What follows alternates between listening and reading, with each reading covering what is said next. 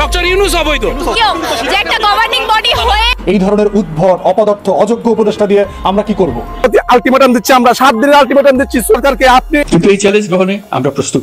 আগের সরকার আমরা আসছিলাম, ভালো আসছিলাম। রাজনৈতিক দল কিংবা রাজনৈতিক জোট বাংলাদেশে ফ্যাসিবাদ প্রতিষ্ঠা করেছিল।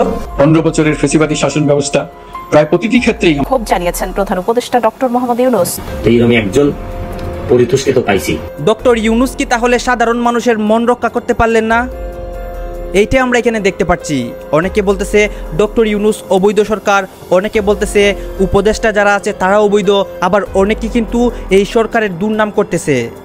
দর্শক শ্রোতা, এইসব তারা কেন করতেছে এবং বর্তমান সরকারের দোষ কি? গাইজ, আপনারা সবাই জানেন শেখ হাসিনা পালিয়ে যাওয়ার পর ডক্টর ইউনূসই আমাদের দেশের হাল ধরেছে এবং আমাদের দেশটা বর্তমানে পরিচালনা করতেছেন। এখন তাকে নিয়ে কি মন্তব্য হচ্ছে? একজন মানুষকে কিন্তু অনেকের খারাপ লাগতেই পারে, তাই বলে এইভাবে বলবে কেন? দর্শক শ্রোতা, এইসবই কিন্তু এই ভিডিওতে প্রমাণ করব কি জন্য মানুষ ডক্টর ইউনূসকে এইসব কথা বলছে এবং ডক্টর ইউনূসের কি কি দোষ। আসলেই ডক্টর ইউনূস তার কাজকর্মের মাধ্যমে কি কি দোষ করেছে এইসব তুলে ধরবো।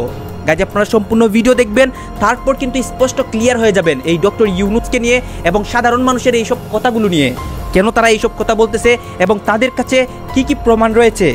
এইসব কিন্তু এই ভিডিওতে ক্লিপ আকারে দেখাবো। আপনারা সম্পূর্ণ ক্লিপগুলো দেখবেন, তারপর কিন্তু আপনাদের মতামত করবেন ডক্টর ইউনূসকে নিয়ে, এইসব মানুষকে নিয়ে এবং বর্তমান বাংলাদেশকে নিয়ে। এই যে এইগুলো আগে দেখেন।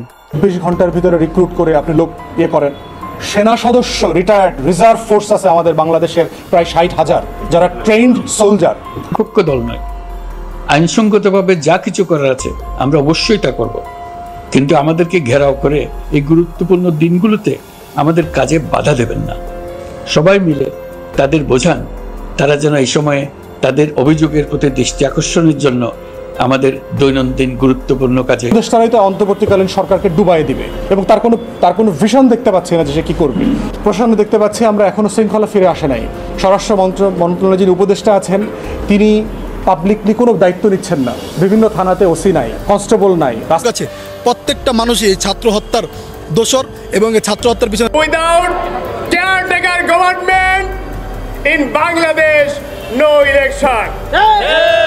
আপনাদেরকে একটি কথা মনে রাখতে হবে, আমি 1 তারিখে বাংলাদেশে ফিরবো, আমি 2 তারিখেই এই অ্যাপ্লিকেশনটা দিব যে কেন এই তদন্ত বা ইনকোয়ারি করে তার বিরুদ্ধে কেন ব্যবস্থা নেওয়া হবে না।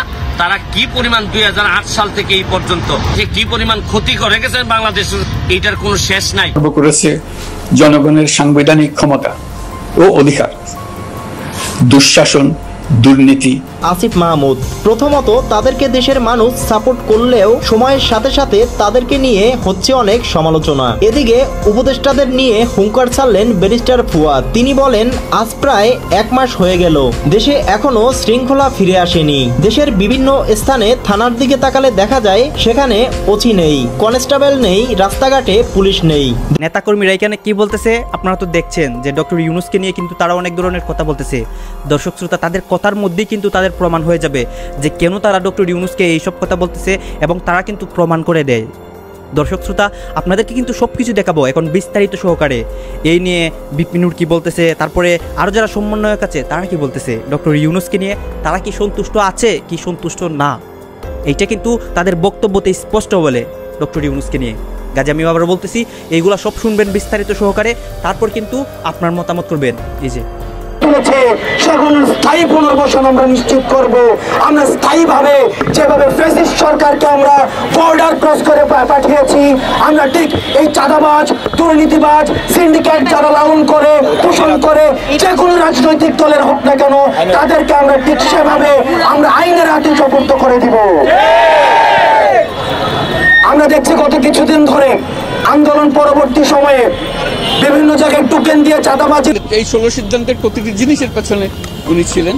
আজকে তাকে আমরা আদালতে নিয়ে এসেছি এবং প্রতিবারই আসছেন এবং গতবার যখন এসেছিলেন। আপনাদের সাথে আমরা আছি, আপনাদের দাবিও আমরা আদায় করতে চাই এবং আমরা বলছি যে নতুন সরকার যেটা অঙ্গীকার করছে, একটা পরিবর্তনের অঙ্গীকার, রাষ্ট্র সংস্কারের অঙ্গীকার।